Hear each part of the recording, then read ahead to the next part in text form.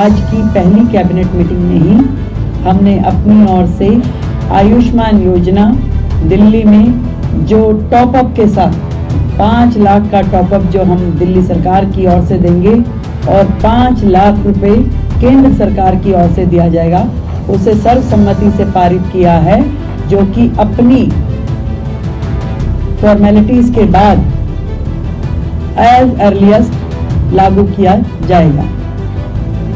दूसरा विषय, कैग की रिपोर्ट्स 14 रिपोर्ट्स पेंडिंग हैं, जो कि पिछली सरकार ने टेबल नहीं की। पहला ही हाउस जो होगा उसमें उन रिपोर्ट्स को पेश किया जाएगा। इस वक्त की बड़ी खबर सामने आ रही है। आपको बता दें कि देश की राजधानी दिल्ली में रेखा गुप्ता ने जैसे ही अपने मुख्यमंत्री पद का शपथ ग्रहण किया, उसके बाद से लगातार वो एक्शन मोड में नजर आ रही हैं। दरअसल आपको बता दें कि शपथ ग्रहण करने के बाद ही उन्होंने अपनी पहली कैबिनेट की बैठक करी और इस कैबिनेट की बैठक में कई बड़े और अहम फैसले लिए गए हैं, जिसमें सबसे बड़ा जो फैसला है वो देश की राजधानी दिल्ली में आयुष्मान योजना लागू करना है। और इसी के साथ ही विधानसभा सत्र की जो पहली बैठक होगी, इसमें 14 सीएजी रिपोर्ट को पेश करना होगा।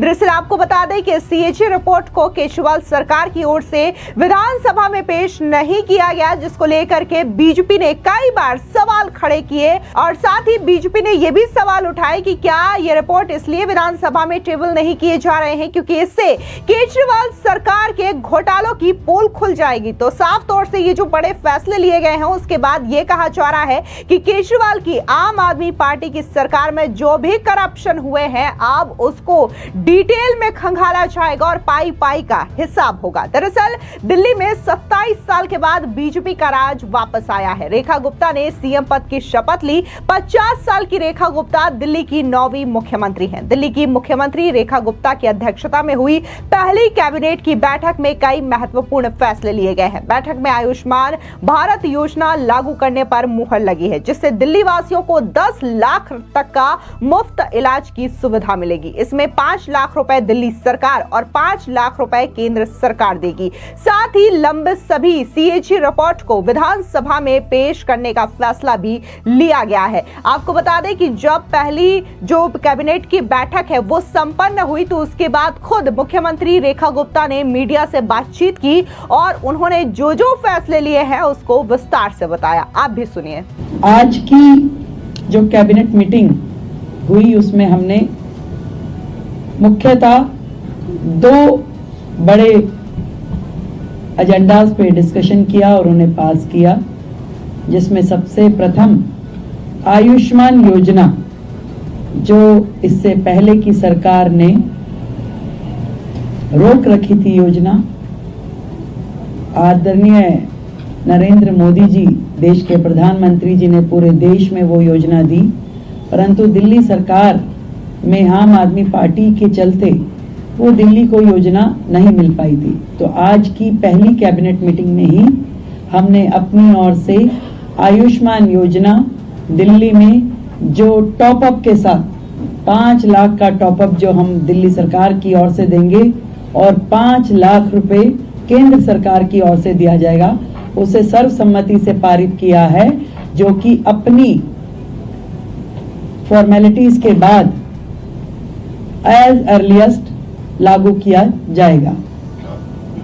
दूसरा विषय, कैग की रिपोर्ट्स 14 रिपोर्ट्स पेंडिंग हैं, जो कि पिछली सरकार ने टेबल नहीं की। पहला ही हाउस जो होगा उसमें उन रिपोर्ट्स को पेश किया जाएगा। आज की कैबिनेट में ये भी पास किया गया है। तो ये दोनों चीजें जो आज हमने यहाँ पास की और बाकी चीजों पर डिस्कशन किया, बाकी भी जो हमारा एजेंडा है, जो हमारी कमिटमेंट्स हैं, बहुत जल्द एक एक को आकार देकर के हम उसे पास करेंगे और आप सभी के समक्ष उसे प्रस्तुत करेंगे।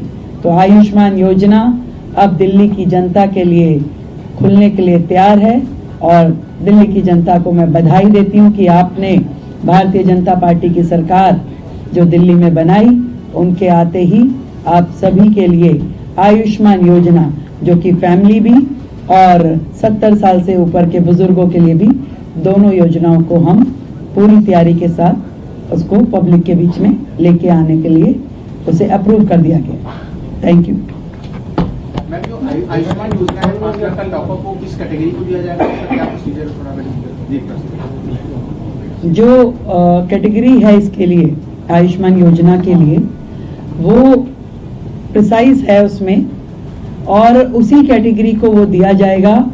इसके लिए हम आपको डिटेलिंग दे देंगे, और जितने भी लोग हैं इसके लिए रजिस्ट्रेशन करना होगा, हमें सेंट्रल गवर्नमेंट के साथ MOU करना होगा। तो आज हमने अपनी ओर से फॉर्मेलिटीज यहाँ पूरी कर दी है बहुत जल्द, क्योंकि पिछली गवर्नमेंट ने कुछ कोर्ट में लिटिगेशन भी इसके खिलाफ डाला था, तो उसको भी हमने वापस लेने के लिए अपनी ओर से प्रोसीडिंग शुरू कर दी है। तो वो सारी प्रोसीडिंग पूरी होते ही हम लोग इस योजना को पब्लिक डोमेन में ले आएंगे। विधानसभा सत्र को लेकर क्या प्लानिंग कब से होगा, कैसे होगा कुछ? अभी हमने प्रपोज डेट्स कुछ निकाली है, तय होते ही आप लोगों को जानकारी देंगे। उसमें भी ऐसा है, उस योजना पे भी आज हमारा डिस्कशन हुआ है। उसमें बहुत सारी चीजें जो तय करने वाली है, क्योंकि विदाउट रजिस्ट्रेशन हम उसे किस कैटेगरी को और कहाँ देंगे, तो वो उसके लिए भी आज हमारी चर्चा हुई है। उसमें अभी और भी डिस्कशंस की जरूरत है, इसको हम अगली मीटिंग के साथ संपन्न करेंगे। आपको बता दें कि दिल्ली में बीजेपी सरकार की पहली बैठक गुरुवार शाम सचिवालय में हुई। बैठक की अध्यक्षता करने के बाद मुख्यमंत्री रेखा गुप्ता ने कहा कि पहली कैबिनेट बैठक में हमने 2 एजेंडों पर चर्चा की और उन्हें पारित किया है। दिल्ली में 5 लाख रुपए के टॉपअप के साथ आयुष्मान भारत योजना को लागू करना और विधानसभा की पहली बैठक में 14 CAG रिपोर्ट पेश करना। मुख्यमंत्री की अध्यक्षता में हुई बैठक में सभी मंत्री शामिल हुए। बैठक में मंत्री प्रवेश वर्मा, मजिंदर सिंह सिरसा, आशीष सूद, कपिल मिश्रा, रविंद्र इंद्रराज और पंकज कुमार सिंह मौजूद रहे। मुख्यमंत्री समेत सभी मंत्रियों ने गुरुवार दोपहर को शपथ ग्रहण की है। आपको बता दें कि दिल्ली की मुख्यमंत्री रेखा गुप्ता ने इस दौरान कहा कि हमने लोगों से जो वादे किए हैं उन्हें हम पूरा करेंगे। दिल्ली की पूर्व मुख्यमंत्री आतिशी के दिल्ली में महिलाओं को 2500 रुपए देने के बीजेपी के वादे पर दिए गए बयान पर भी मुख्यमंत्री रेखा गुप्ता ने करारा पलटवार किया और कहा कि हमारा जो एजेंडा है हम उसी के मुताबिक काम करेंगे, हमें बताने की आवश्यकता नहीं है। इसके अलावा दिल्ली की मुख्यमंत्री रेखा गुप्ता ने कहा कि पिछली सरकार द्वारा 14 CAG रिपोर्ट सदन में पेश नहीं की गई है। सदन की पहली बैठक में वह रिपोर्ट पेश की जाएगी। दिल्ली की मुख्यमंत्री रेखा गुप्ता ने कहा कि मैं सामान्य प्रशासन, सेवा, वित्त, राजस्व, महिला एवं बाल विकास, भूमि एवं भवन, सूचना एवं जनसंपर्क, सतर्कता योजना तथा अन्य विभागों का कार्यभार संभालूंगी, जो कि किसी अन्य मंत्री को आवंटित नहीं है। साथ ही मुख्यमंत्री ने कहा कि प्रधानमंत्री के सपने को पूरा करते हुए उनकी सरकार दिल्ली में भ्रष्टाचार के खिलाफ मुखर होकर के काम करेगी। जनता की पाई पाई का हिसाब होगा। उन्होंने कहा कि दिल्ली में अगले 3 साल में यमुना को साफ करने की रणनीति बनाई गई है। आपको याद दिला दें कि जैसे ही दिल्ली में मुख्यमंत्री ने शपथ ग्रहण किया अपनी कैबिनेट के साथ, उन्होंने फौरन जाकर के दिल्ली सचिवालय अपना कार्यभार संभाला। इसके बाद वो अपने पूरी कैबिनेट के साथ पहुंचती हैं यमुना के वासुदेव घाट पर, जहां पर वो भव्य आरती में शामिल भी होती हैं। उनके साथ दिल्ली के प्रदेश अध्यक्ष वीरेंद्र सचदेवा और सांसद भी मौजूद थे। इसके अलावा आपको बता दें कि जिस तरीके से सरकार गठन होने के बाद जो प्राथमिकता लेकर के काम कर रही है बीजेपी सरकार, ये साफ तौर से दिखाई दे रहा है कि जो प्रधानमंत्री मोदी ने वादा किया, जो बीजेपी ने वादा किया, कहीं ना कहीं शपथ ग्रहण के पहले ही दिन उन चीजों पर फैसले लेते हुए, उन चीजों पर सख्त एक्शन लेते हुए यहां पर मुख्यमंत्री रेखा गुप्ता नजर आ रही हैं। साथ ही उन्होंने यह स्पष्ट तौर से कहा है कि जो पिछली सरकार में करप्शन हुए हैं, भ्रष्टाचार हुए हैं, उनके खिलाफ भी जांच होगी। यानी कि जनता से जो पाई पाई लिया गया है, उन पाई पाई का हिसाब इन भ्रष्टाचार करने वालों को देना होगा। इसके अलावा मुख्यमंत्री ने साफ तौर से कहा है कि वो शीश महल में नहीं रहने वाली हैं, बल्कि शीश महल को म्यूजियम बनाया जाएगा। आपको बता दें कि दिल्ली विधानसभा चुनाव के दौरान अरविंद केजरीवाल की ओर से जो सीएम ऑफिस का रेनोवेशन करवाया गया था, इसको लेकर के कई सारे गंभीर सवाल उठे थे और विपक्ष ने इसे सीएम हाउस की बजाय शीश महल बोलना शुरू कर दिया था, क्योंकि इसमें कई सारे लग्जरी सामानों पर लाखों करोड़ों रुपए खर्च किए गए थे, जो कि अरविंद केजरीवाल की शाख पर सवाल उठा रहे थे, जो कि खुद को आम आदमी बताते थे।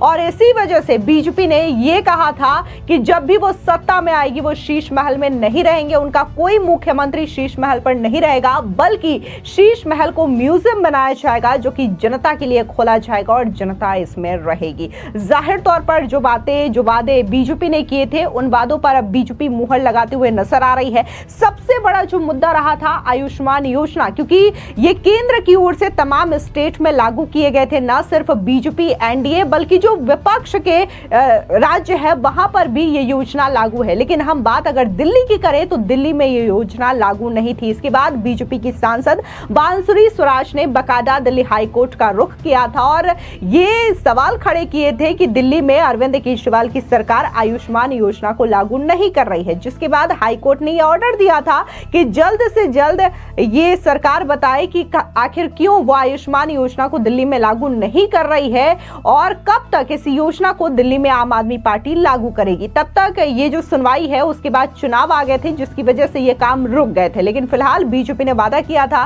कि जैसे ही वो दिल्ली में आएगी आयुष्मान योजना यहां भी शुरू हो जाएगी। तो बीजेपी ने पहले ही कैबिनेट की बैठक में इस फैसले को लेकर के मुहर लगा दी है। फिलहाल इस पूरी खबर को लेकर के आपकी क्या राय है, कमेंट सेक्शन में जरूर बताएं। धन्यवाद।